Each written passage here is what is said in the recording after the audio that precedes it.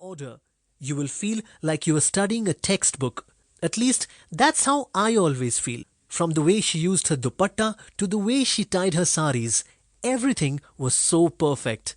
Her eyes spoke volumes. She also considered everything, right down to the last detail, like when to run barefoot and when to run with her shoes on.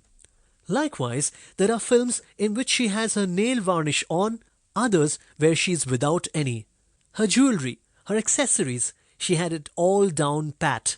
It was all so thorough, so well planned.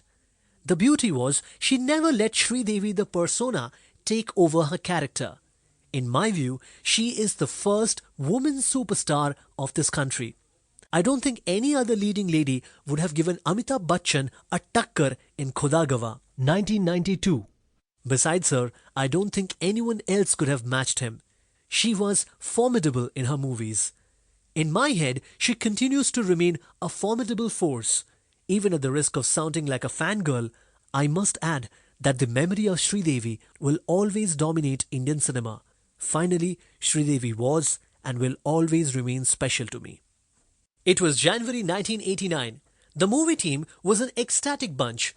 Sridevi and Amir Khan were in the house prepping for the cover shoot.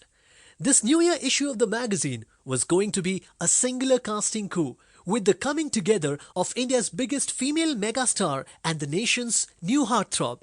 Movie editor Dinesh Raheja was chasing a dynamic on the cover that would spellbind the readers, and ace lensman Rakesh Shrestha was designing the perfect composition.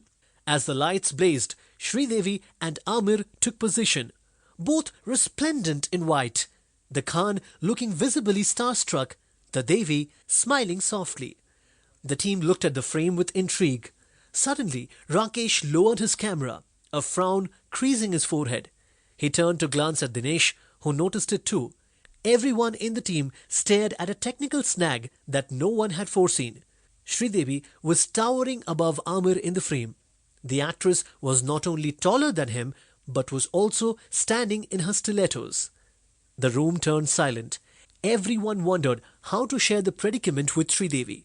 What if they ended up irking the queen bee? What if she stormed out, ditching this highly anticipated cover? What if she never shot with the movie again? The team stood in a daze. As Dinesh began carefully formulating the words in his mind, he suddenly caught a glint in Sridevi's eyes. The expression on her face conveyed that she had grasped what was going on.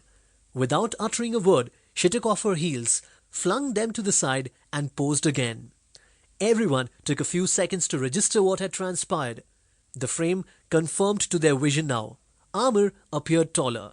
As Rakesh clicked away, the team breathed a sigh of relief, and Dinesh watched the cover he had envisioned taking birth before his eyes. But when the magazine hit the stands, a strange alchemy had happened.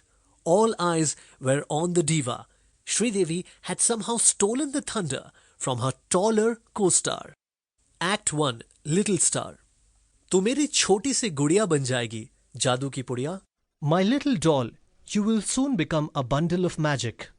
From the movie Lamhe. Her parents gaped as the audience cheered. Oblivious to all this, the girl danced with abandon, casting a shadow on the blank cinema screen. Sharing this childhood memory with me in our only meeting in 2012 at the Delhi premiere of English Winglish, Sridevi had reminisced, I danced and danced until someone pulled me back. And yet, in a 1985 interview with Cine Blitz, she also described her younger self in these words. I was a very shy and lonely child. I hated crowds.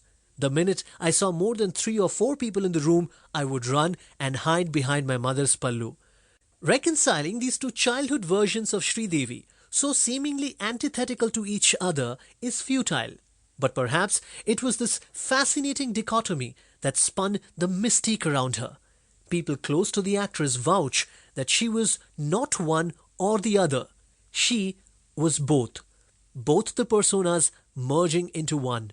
The girl withdrawing behind her mother's pallu could also streak through the silver screen like a bolt of lightning.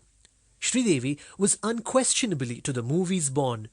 The episode at the theatre ticked all the boxes for a star in the making.